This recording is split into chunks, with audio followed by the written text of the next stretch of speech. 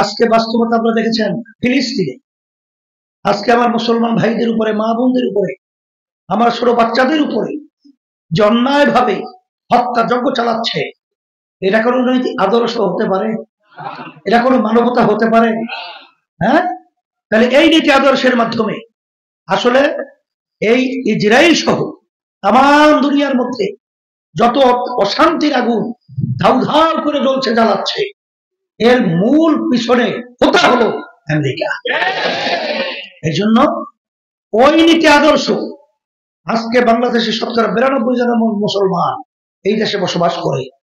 ওই নীতি আদর্শের মাধ্যমে আমাদের দেশ শান্তি হবে, মানুষ শান্তিতে থাকবে, আর মানুষ এই পরকালের মুক্তি পাবে। এরা যে চিন্তা করবে, এটা বোকার স্বর্গে বাস করা ছাড়া বিকল্প আর কিছু নেই।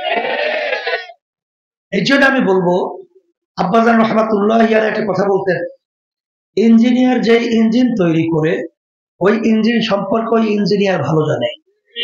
ইঞ্জিনের কোন পাইপের তৈল ঢুকাতে হবে, কোন পাইপের ভিতরে মোবিল ঢুকাতে হবে। যদি আমরা কেউ চালাকি করে মোবিলের পাইপের তৈল ঢুকাই, ইঞ্জিন ভালো চলে? বাস্ট।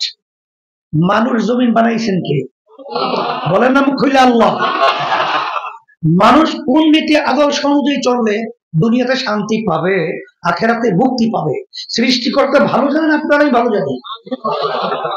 সৃষ্টিকর্তা বলেছেন যে একমাত্র তোমরা যদি ইসলামী নীতি আদর্শ মেনে তোমরা চলতে পারো, ফলো করতে পারো, দুনিয়াতে শান্তি পাবা আর আখেরাতেও মুক্তি পাবা।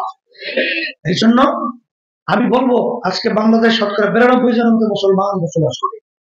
এই দেশের ভিতরে মুসলমানদের সর্বমত দায়িত্ব কর্তব্য হলো যে আমরা নীতি আদর্শ রাষ্ট্রীয় পর্যায়ে বলেন, ব্যক্তি পর্যায়ে বলেন, সামাজিক বলেন, সর্বত্র আমরা জড়ায় থাকবো ইসলামী নীতি আদর্শের সাথে। কথা ঠিক না?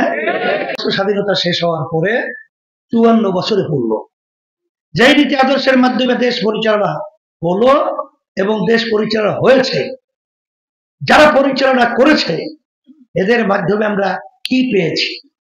আমরা যখন নাকি দেশ স্বাধীন করতে গিয়ে 3টা স্লোগান ছিল মৌলিক: সাম্য, সামাজিক ন্যায় বিচার প্রতিষ্ঠা আর মানবিক মর্যাদা। একটাও কি আমরা পেলাম? একটাও পেলাম?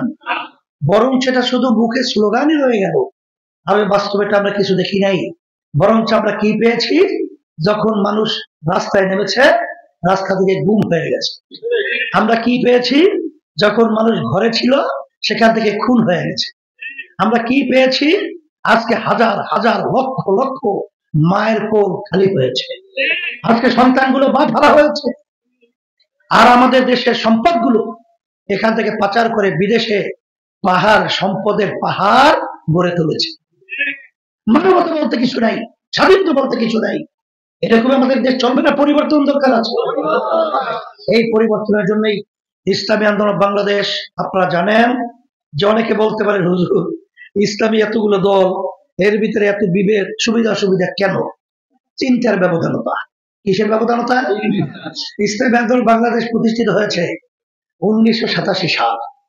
তখন থেকে অদ্যাবধি পর্যন্ত এই দলের মার্কা বা এই দলীয় করে ব্যানারে একজন এমপিও সংসদে যায় নাই। কেন যায় নাই? আমাদের চিন্তা হলো এই দেশের ভিতরে ইসলাম নামক গাছটা মজবুত হবে, গণতন্ত্র, সমাজতন্ত্র, ধর্মনিরপেক্ষতাবাদ, মানব রচিত তন্ত্রমন্ত্র আমাদের সহযোগিতায় শক্তিশালী হবে। এটা ইসলামী আন্দোলন বাংলাদেশ চায় নাই।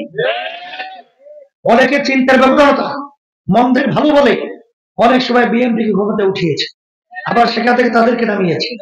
আবার আওয়ামী লীগের সাথে সহযোগিতার মাধ্যমে, একত্রে যুগপৎ আন্দোলনের মাধ্যমে এই দেশ থেকে প্রথম আওয়ামী লীগকে সরকার ক্ষমতায় আসা আওয়ামী লীগের পথ দেখিয়েছে। কথা ঠিক কিনা? অনেক সময় আমরা বলে থাকি যে খাল কেটে যদি কেউ সুন্দরভাবে কুমির নিয়ে আসে, কুমির ছিলেন তো, সেই কুমির যদি তাকে খায়, এটা ফিরাবে কি? এই জন্য বলবো, ইসলামী আন্দোলন বাংলাদেশ আমরা কিন্তু আল্লাহর রহমতে ইসলাম নামক গাছটা শক্তিশালী হোক এবং ইসলামী থাকবে। এই বাংলাদেশের মসনদে ক্ষমতায়, মসনদে তারা বসে দেশ পরিচালনা করবে।